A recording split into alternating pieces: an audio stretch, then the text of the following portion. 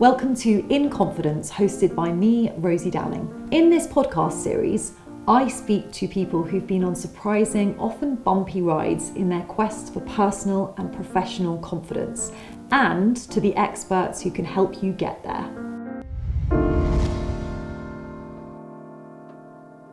What doesn't kill you makes you stronger, so the saying goes. My guest today is author and speaker Tamu Thomas, a former social worker whose experience of burnout inspired her to change careers. Today, she's a leadership coach whose mission is to help women live and work more authentically. So you are the author of the book, Women Who Work Too Much. Who are these women who work too much? Everybody. But the people I'm mainly speaking to in my book and in my work generally are the women who were conditioned to be good girls, to do the right thing, to work really hard, to not be confrontational, and work really hard throughout your career, get all the accolades, but don't show off too much. You don't want people to feel uncomfortable. You don't want your confidence to intimidate people, and work, have a few holidays. You might get a cold or the flu or some kind of, chronic illness develops whilst you're on holiday because your nervous system finally has a chance to breathe. And then you're going to do all of that. You're going to hold your breath for 40 odd years. And then when you're 65, you will then be able to retire and enjoy the fruits of your labor. And there are women who realize that was a bum deal. I am exhausted. I don't have any sense of fulfillment. I do 1,000 million trillion things a week, but I end the week feeling like I haven't achieved anything and I feel like I'm behind. And my nervous system is constantly in a state of fight, flight, freeze, fawn, collapse. And I want some of my nervous system back so that I can enjoy my life as it is right now. I am done with wanting to have it all because what that really means is doing it all. So I don't know where to start and I'm riddled with guilt. I need some help, please. And that's where I come in and support women.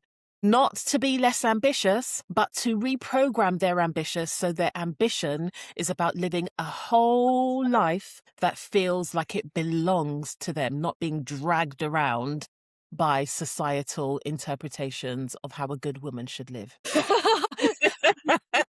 Took a collective breath in. I felt exhausted just listening to that. Mm-hmm. And then at the end, I felt immediately calmed by the idea of this living a whole and meaningful life. I want to bring you back to the start. Yes. You were a social worker for 16 years. Yep.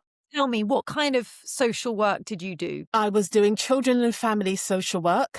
And so it's a catch-all, really. You touch all the different aspects. Quite often it was cases of neglect and emotional abuse. And the reason I was really interested in that is because it is a cumulative type of abuse and it seeps into everything.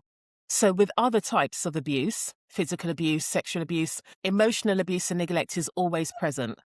But physical and sexual abuse isn't always present in the type of abuse. So it meant that sometimes I was working with families that were living way below the poverty line. They had intergenerational patterns of abuse, neglect, intergenerational unemployment, and all of those sorts of things. And also I was working with high society people, basically, with gates at the front, and you have to drive up to get to the front door, that kind of family in rural, wherever, because emotional abuse and neglect knows no bounds. There was so many different types of people I worked with, and I helped to identify whether or not they would be able to make changes that enabled them to stay together as a family. That was my passion, much to the dismay of many of my managers, because I would want to try everything I could to keep a family together. But when that wasn't possible, I was then an expert at witnessing, proving to or giving information that would help courts decide where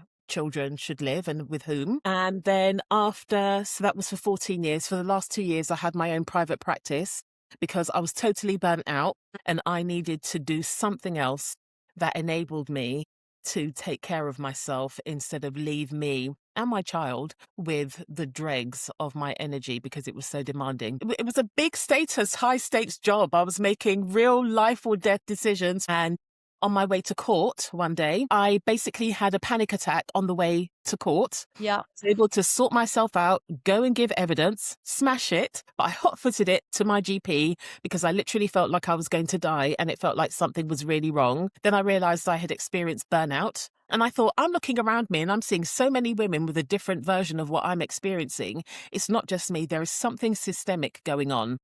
And then I found the wonderful world of positive psychology, fell so in love with it. And I was like, my goodness, I've been living a quarter of my life. And yeah, the rest is now history. What was it that opened this door for you?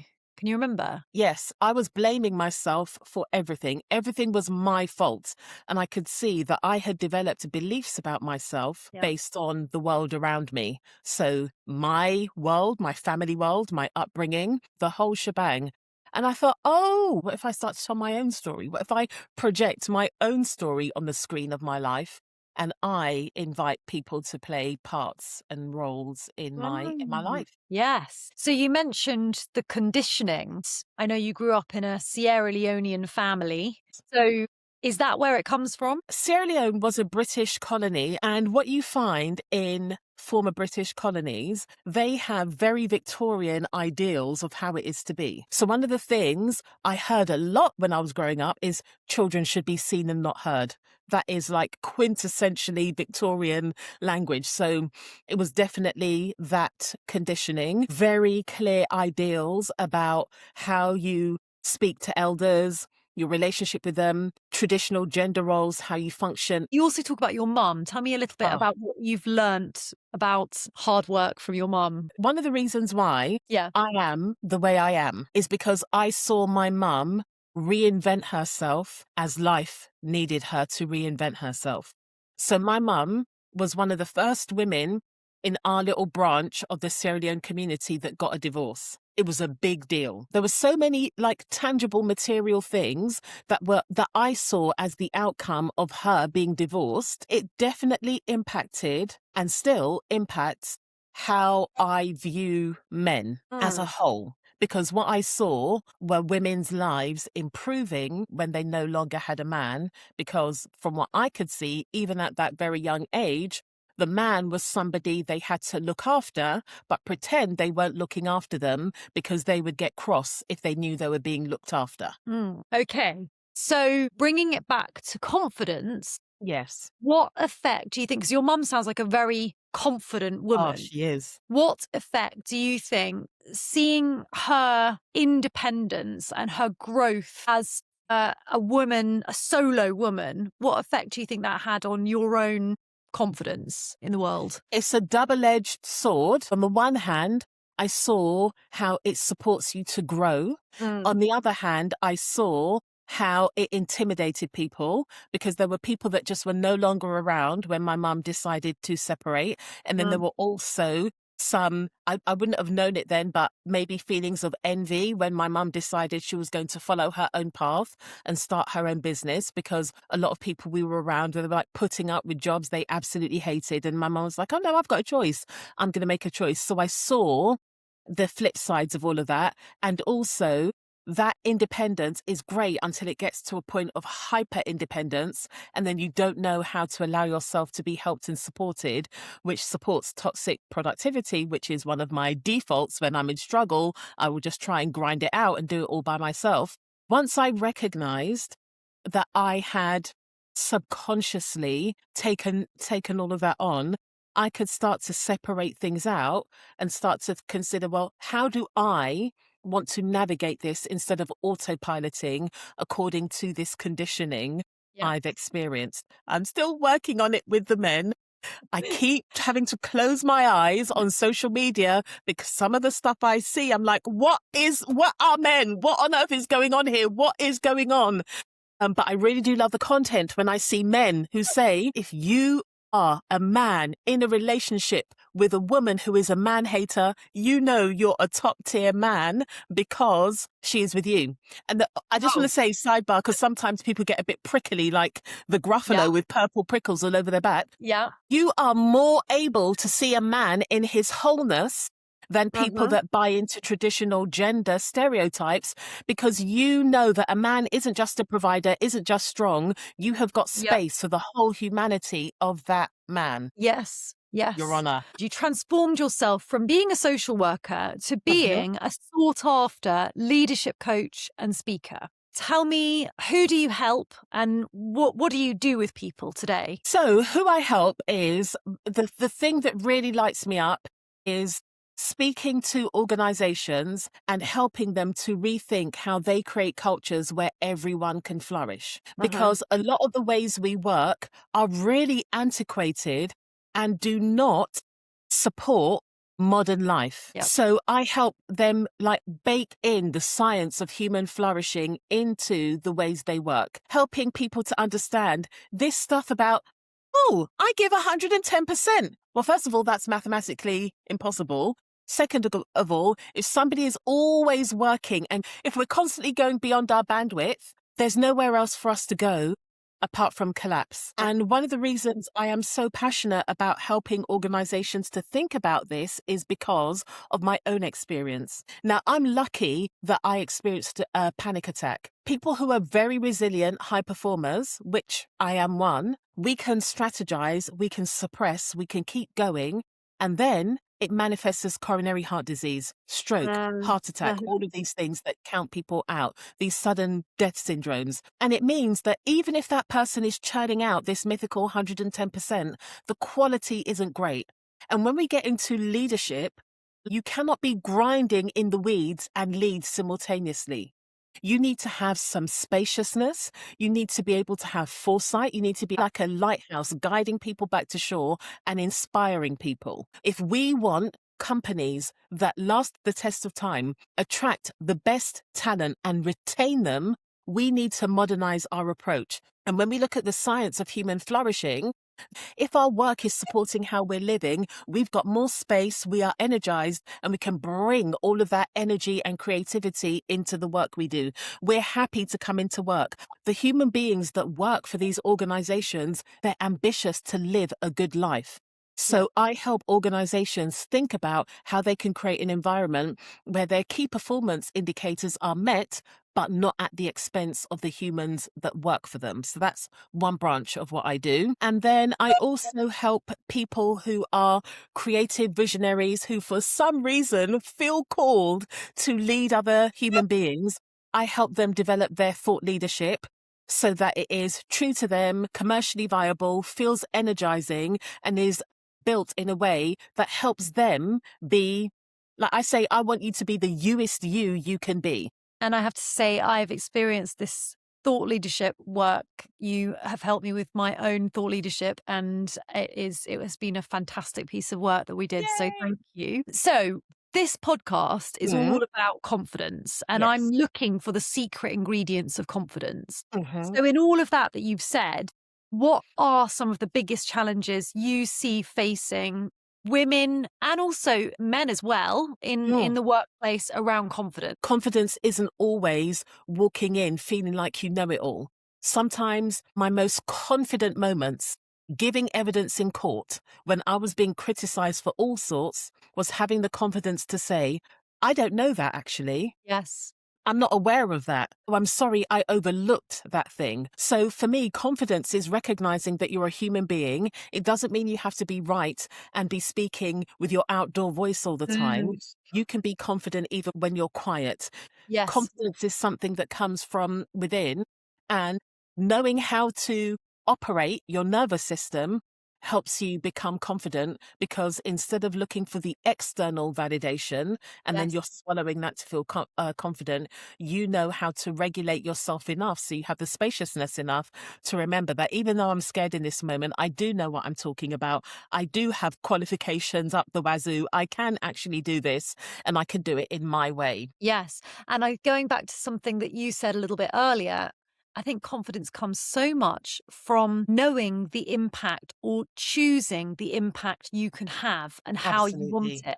So in your case, it was, okay, I'm not going to be a social worker anymore. I'm going to help the people who help the people who help the people. A lot of times our confidence is eroded because everybody has got their agenda that they think is important and they want to impose on you.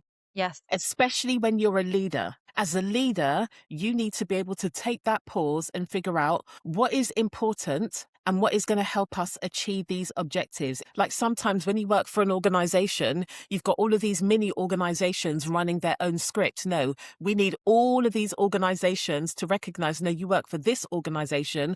This is what's important and this is what we're working towards. So then when you're operating like that, whether it's because you're a leader or because you're leading yourself, because we're the leaders of ourselves, it helps you to make peace with disappointing people. One of the things that is like our kryptonite is the idea that we've disappointed people. When you're clear about what's important, you recognize that that person's disappointment belongs to them. I haven't disappointed you. I have said this is what's important, and now you are disappointed. That's different altogether. You can support that person, you can speak to them, but you don't take that disappointment on as your own, like you've done something to cause them disappointment. No, they're disappointed by the result of whatever it is you're doing. Yes. Okay. So, final question, if I may. Mhm. I love to keep it practical. So, Yes. what could be the first practical step for a woman who's hearing this, who's going, Mm. oh my God, I'm one of those women who works too much, or even a man who works too much, or anyone feeling they work too much? What's one practical thing they could do to build the confidence to go after what they want? Be clear about what you want. You prioritizing what you want doesn't mean you're dismissing what other people want. A lot of people around me are women, they're also mothers, and quite often they're like, well, if I prioritize myself, that means I'm deprioritizing my child. No, what I'm saying is prioritize you as well. Your child is not going to thank you for being a martyr. They need mothers that are role models, not mothers that are martyrs.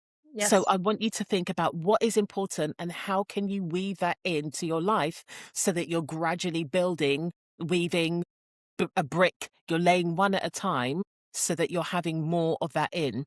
And when you're honest about that, particularly if you're in a heterosexual family, because of the very gendered stereotypes we still live with, you're going to be able to be more honest with your partner about what it is you require.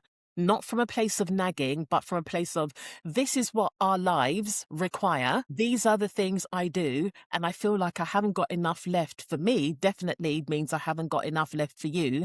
And in my book, there's a section called chore play. When women get to a certain age, it's not just perimenopause that makes their libido low. We're knackered. We haven't got any left. And I just thought, those times when you come home and your partner's taking the food out of the fridge and he's put it in the oven and the dishwasher is unloaded properly and forks are the white rubber, that's like foreplay. So if you want a woman who's got the energy to be similar to the partner you met all those years ago, you need to start dividing labour appropriately. Everybody wins. I love it. Chore play. Chore play. Chore play all day. I chore play, everybody. Tamu Thomas, thank you so much. Thank you for having me. It has been a joy. I've been looking forward to this conversation. Yeah, so I hope it serves your audience beautifully. This podcast is designed to be practical. I want to actively help you boost your confidence. For that reason, each episode is accompanied by a short Substack post with a tool or an exercise to help you apply the ideas we've explored in your own life. You can find those by subscribing to In Confidence on Substack, and these posts are free for season 1 only. And if you have a question for me or a comment on one of the episodes, or you just want to say hi, you can email dearinconfidence@gmail.com, or you can WhatsApp 07377 231 025. That's all from me. See you next time.